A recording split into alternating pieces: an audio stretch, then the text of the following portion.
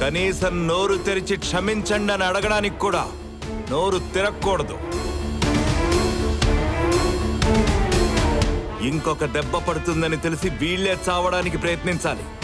Total గా వీళ్ల రక్తంతో ఈ భూమి చల్లబడాలి. వీళ్ల వల్ల వాళ్ళ పిల్లల్ని కోల్పోయిన తల్లులు సంతోషపడాలి. हमारा हाथ बांध के लेके आया, खोल कर देख रहे।